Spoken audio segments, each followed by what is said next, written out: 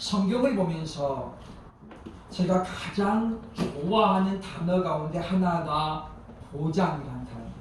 보장. 왜냐하면 이 세상의 모든 일들은 어느 것 하나도 보장이 안 되고 있잖아요. 심지어 정년이 있지만은 정년이 보장되지도 않습니다. 임기가 있어도 그 임기를 다 못 채우는 그런 사람들이 또 얼마나 많습니다. 그래서 미래에 대한 불확실성 때문에 오늘날 많은 사람들이 불안해하고 염려하고 있는 것을 우리가 보게 된다고 하는 것입니다. 그래서 보면 오늘날은 예측이 좀 가능하고 어느 정도 보장이 되는 그런 일들을 사람들이 찾고 있다는 것이지요. 어제 뉴스에 보니까 4월 13일 가상화폐 비트코인이 8천만 원대까지 올라갔습니다. 그런데 불과 열흘 만에 어제 보니까 8천만 원대인 비트코인이 지금 6천만 원대로 곤두박질을 쳤습니다. 가만히 앉아서 열흘 만에 2천만 원을 날리는 거잖아요. 그러면 왜 이렇게 많은 사람들이 투자에 대한 위험을 안고도 이렇게 투자합니까? 미래에 대한 불확실성 때문이라고 하는 거죠. 그러나 문제는 그렇게 투자한다고 하더라도 보장이 안 된다는 거죠.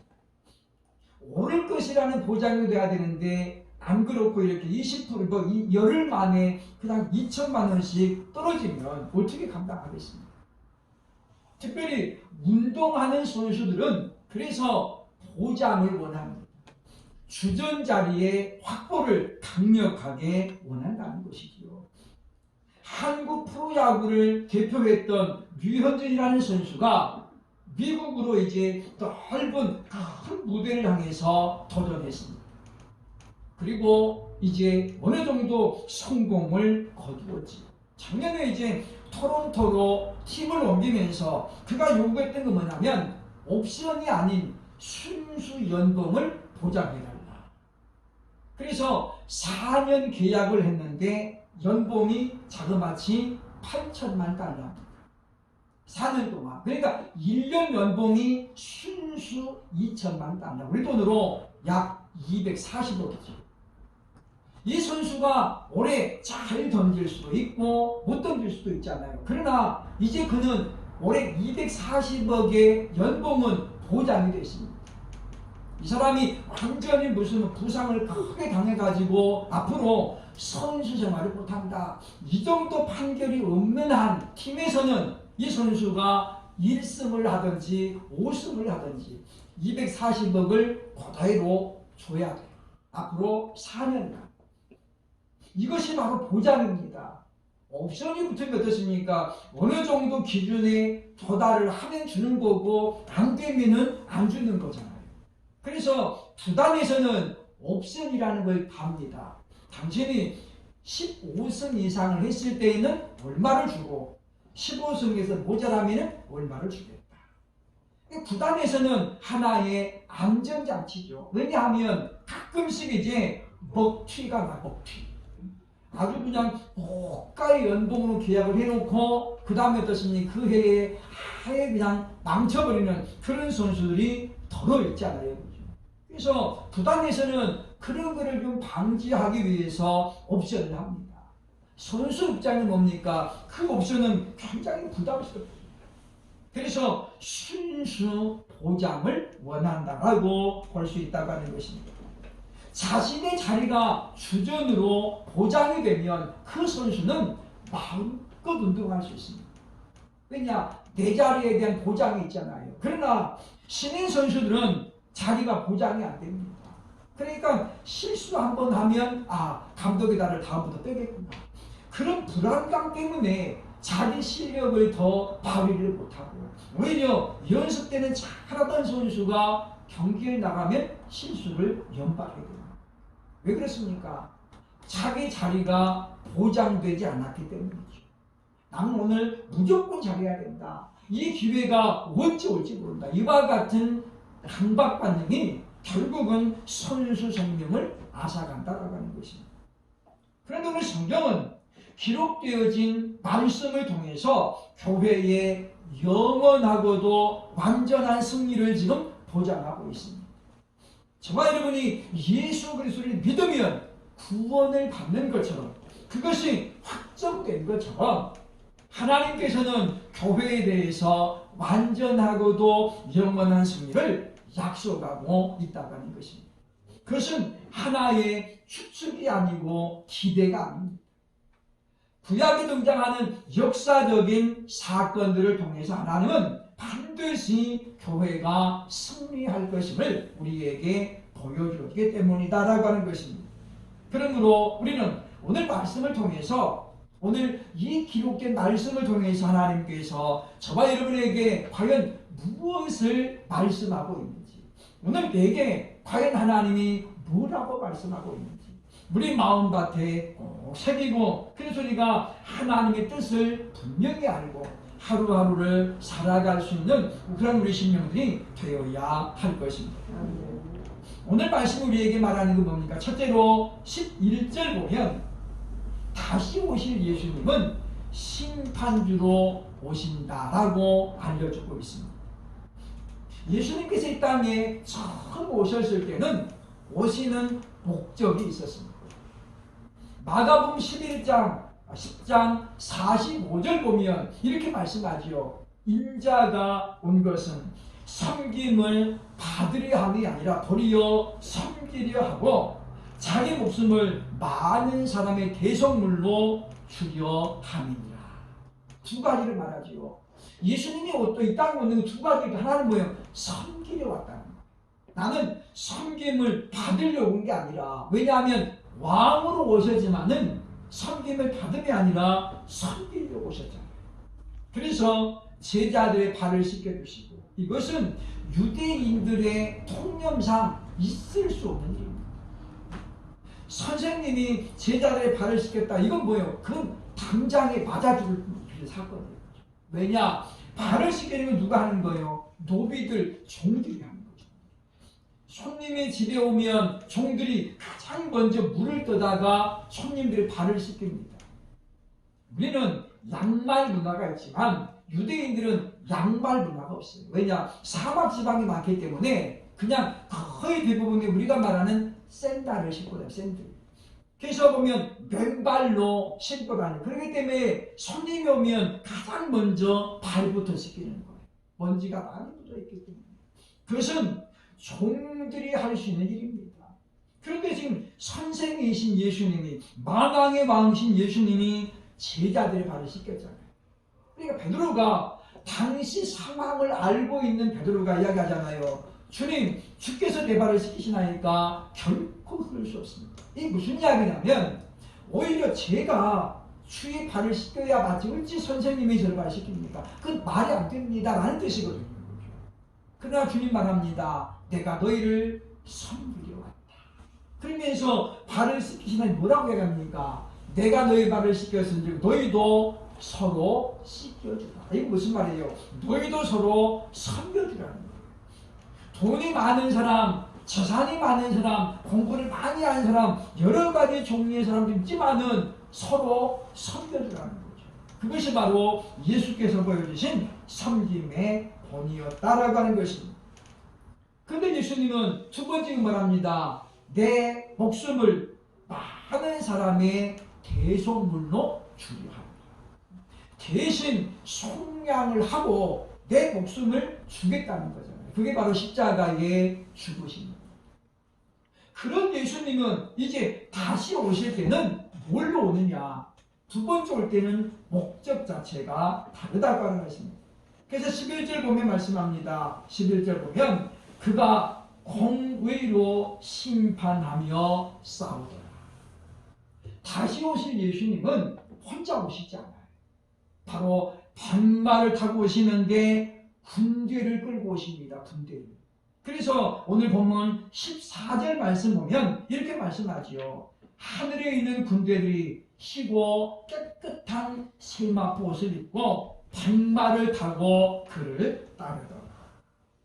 백마를 타고 예수님을 따라와요. 왜냐? 뭐 하기 때문에요? 전쟁하고 오시거든요. 심판하러 오시는 거거든요. 전쟁을 통해서 심판하시기 위해서 하늘 군대를 데리고 주님이 강림하십니다.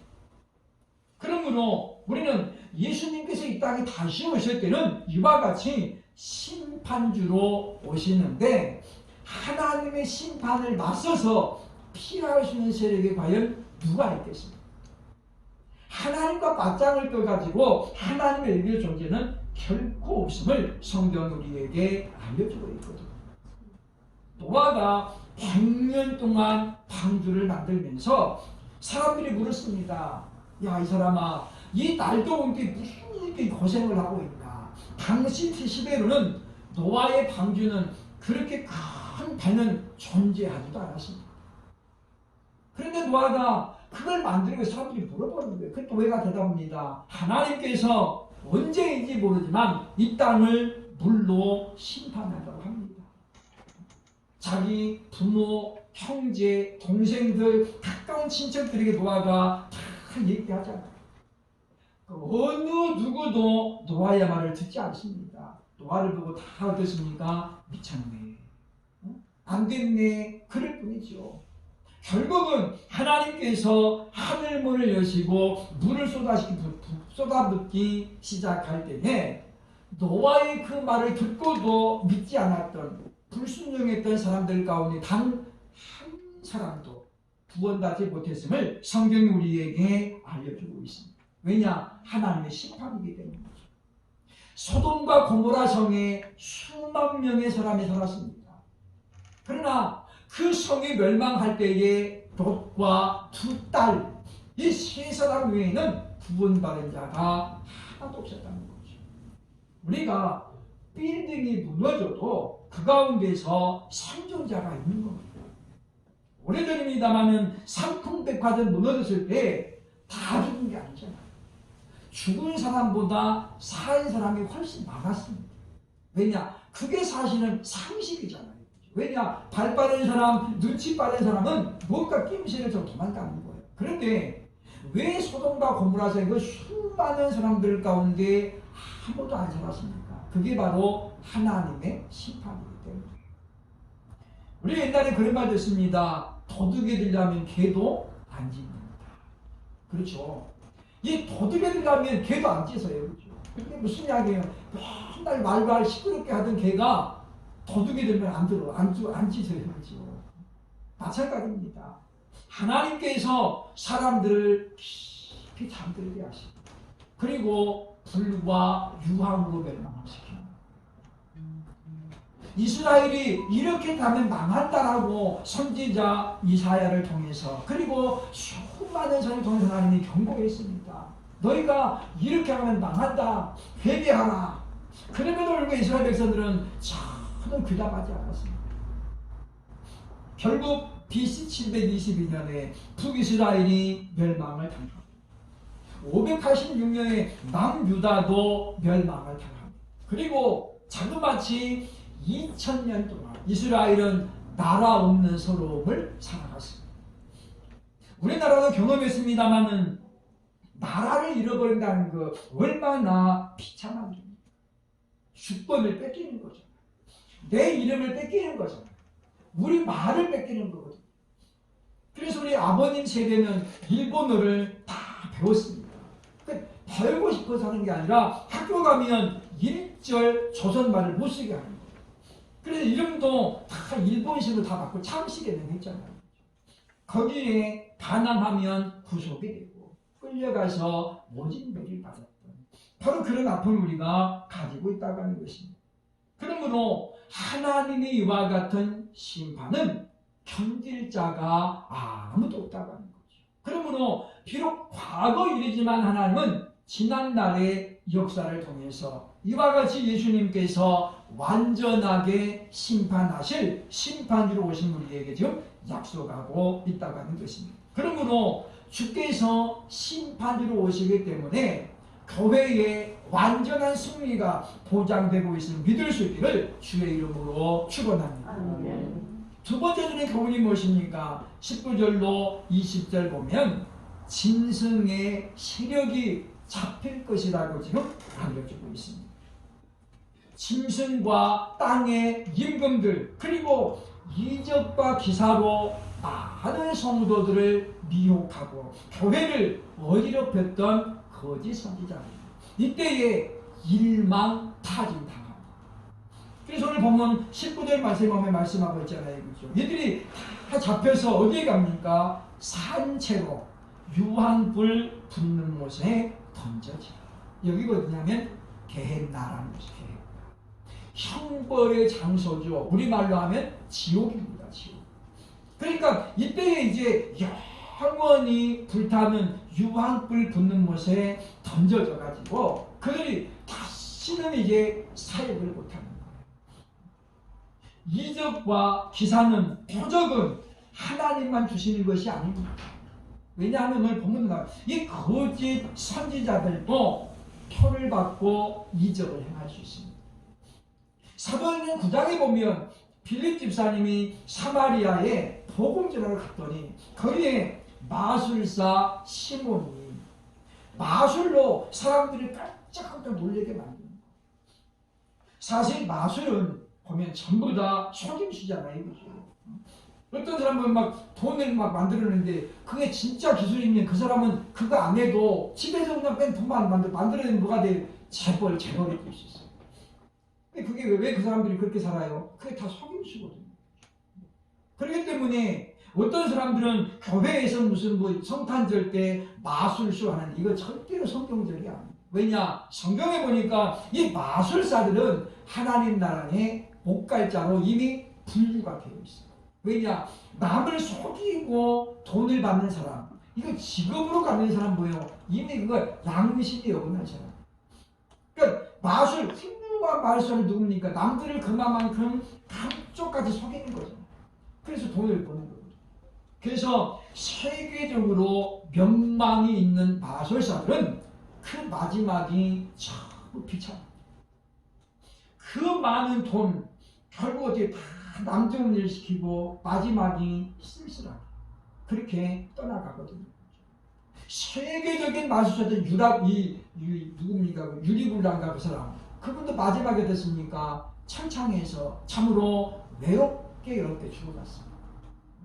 왜냐? 남을 속여가지고 많은 돈을 벌어가지고 그분들이 좋은 일에 쓸 수가 없습니다. 그렇기 때문에 우리는 오늘 말씀을 기억하면서 이 표적, 눈에 보이는 현상에 우리가 지나치게 예민하면 안 된다.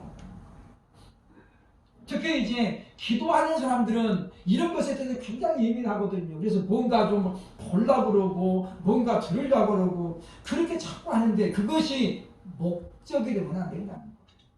하나님께서 때가 되면 믿음의 분량에 따라서 보여주기도 하고 들려주기도 합니다. 그런데 우리가 자기는 지금 감당할 것도 안 되는데 자꾸 어떻게 해요? 보여달라고 그러고 들려달라고 그러면 누가 틈을 타요? 사탄이 틈을 타는 거예요. 그래서 엉뚱한 걸 보고 와가지고 나는 봤네 이런 사람들이 얼마나 많습니까? 그래서 우리는 정말 우리가 하나님의 말씀 성경을 우리가 더 많이 연구해야 돼요. 왜냐? 기록된 것만큼 중요한 것이 없거든요. 기록된 것만큼 중요해요. 왜냐? 이 기록이라고 하는 것은 인쇄가 되잖아요. 그러면 이것은 자기의 전부를 표현한 거예요. 그래서 우리가 글을 쓰는 분들도 자기 이름으로 책을 내는 것에 대해서 굉장히 조심스러워합니다. 왜냐? 그것에 대해 자기가 책임을 져야 되거든요. 그런 것처럼 우리는 오늘 말씀을 보면서 하나님께서 이와 같이 결국은 이 보면 말씀하고 있습니다만은 짐승 그리고 거짓 선지자들이 모두 잡혀서 산채로 유황불 던지는 불 붙는 곳에 던져진다라고 하는 거죠. 누가복음 16장에 보면 예수님께서 부자와 나사로를 들어서 천국과 지옥이 실제하고 있음을 보여주고 있잖아요. 한 번 그 음부에 들어가면 이동이 불가합니다. 한 번 들어가면 영원히 나올 수 없습니다. 그러니까 부자가 그곳에 가서 보니까 여기는 절대 오면 안 되겠습니다. 그에게 5명의 형제가 있는데 나사로에게 예언하잖아요. 그죠? 아브라함이여, 아버지 아브라함이여, 나사로를 이 땅에 보내가지고 우리 형제들에게 이곳에 오지 말라고, 예수 잘 믿고 하나님 말씀 살게 해달라고 나사로를 좀 보내서 얘기해달라고 말하죠. 근데 아브라함이 말합니다. 나사로가 아니라 모세와 같은 사람이 땅에는 많이 있다. 그들의 말을 듣고도 안 믿는 사람은 나사로가 죽었다가 살아나서 가도 안 믿는다는 거예요. 안 믿는다. 그것이 사실이잖아요. 그렇죠? 그래서 아브라함은 정중하게 거절하는 것을 봅니다. 전도하러 나가면 천국과 지옥에 말하면 그냥 싹 웃으면서 그러죠. 이 사람아, 그런 게 어딨어. 그렇게 무시하는 사람들이 많이 있습니다. 그러나 우리가 두 가지를 전제하는 거예요. 자동차를 운전하는 사람들은 자동차 보험을 반드시 들어갑니다. 하나는 의무보험이니까 무조건 들어가야 돼. 그게 책임보험이죠. 나머지는 들어가도 되고 안 들어가도 돼요. 뭐 대물, 대임 그런 건 뭡니까? 내가 원하는 거잖아요. 근데 사람들이 왜 보험 들어가는 거예요? 왜 우리 생명보험 들어가고 실손보험 왜 들어갑니까? 만일을 대비하는 거잖아요. 1년 동안 이거 사고 안 날 수도 있어요. 그러면 보험료 돌려주나요? 안 돌려주잖아요. 저는 처음에 자동차 운전할 때에 몇 년 동안을 책임보험만 들고 자동차 운전했습니다. 그때는 돈이 하나도 없으니까 교회에서 보험료를 낼 수준이 안 되는 거예요. 그런데 저 보험 담당하는 분이, 그분이 어느 날 그러더라고요. 목사님, 아니 목사님 믿음이 그것밖에 안 돼요? 그러니 왜 뭔 소리인가 그랬더니, 아니 믿음으로 보험 들어가면 하나님이 주실 텐데 그 믿음이 없냐고. 제가 망치로 그냥 탁 그러자 그러죠. 아니 집사님은 그렇게 믿음이 없습니까? 저는 하나님께서 운전할 때마다 지켜줘서 운전 사고 안 날 줄로 믿으니까 보험 안 들어갑니다. 제가 그랬더니 그분이 그냥 아무 소리 않고 그러네요. 그리고 끊더라고요. 지금은 이제 보험을 우리가 들어갑니다. 왜냐? 만일에 그렇게 되겠어요. 사고가 나면 내가 다치는 게 문제가 아니라 상대방도 피해를 보잖아요. 그러면 무보험이 되면 어떻게 해요? 상대방이 보상을 못 받는 거죠. 그렇기 때문에 오늘 나는 들어가는 것처럼 그렇습니다. 어떤 사람이 정말 천국이 있는 줄 알고 열심히 믿었어. 근데 죽어보니까 천국이 없네. 그럼 어떻게 돼요? 그동안 억울하잖아요. 그죠? 막 주일날 놀러 가야 되는데 못 갔다 등등등등. 그런데 똑같은 사람이 지옥이 없다라고 믿고 그 사람은 절대 예수 안 믿었어. 남들 다 인생 즐기고 해외여행을 다 다녔거든요. 근데 죽었는데 지옥이 있는 거죠. 지옥 간 거예요. 거기서 땅을 치고 후회 안 되는 거예요. 돌이킬 수가 없는 거예요. 그때 내가 예수 믿을 걸, 누구 따라 후회하면 갈 걸, 껄껄 해도 어떻게 이제 이미 늦어버린 거예요. 그렇습니다. 우리가 신앙생활 믿음이 전혀 없는 사람의 제가 그렇게 이야기를 합니다. 두 가지를 가정해보자. 천국이 있다고 해보고 없다고 해보자. 없으면 말 그대로 그냥 본전치기 하는 거예요. 좋은 일 했다 생각하는 거고, 있으면 어떡할 거였습니까? 그때는 이미 늦는 거예요. 아무리 해도 안 되는 거예요. 그러므로 이 땅에 많은 사람들이 지옥의 실존을 고백하잖아요. 나는 지옥 같은 세상에 살았습니다. 그죠?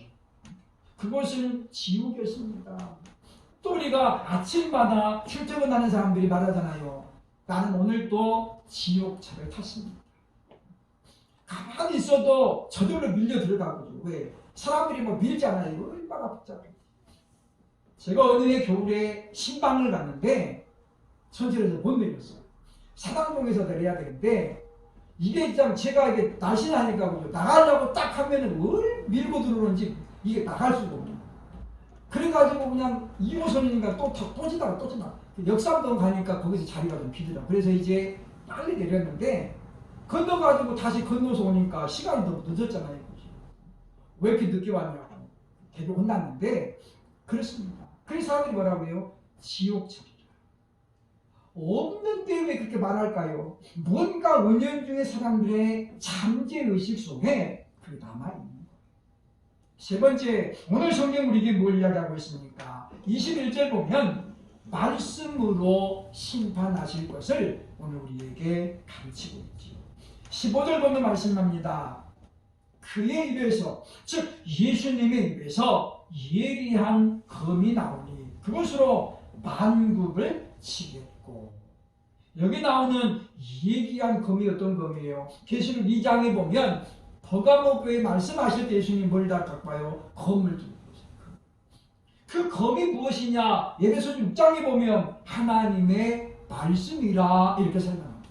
그러니까 하나님 예수님은 이 땅에 정말 이렇게 큰 이순신 장을 들고 그런 칼을 들고 오는 게 아니라 하나님의 말씀으로 오십니다.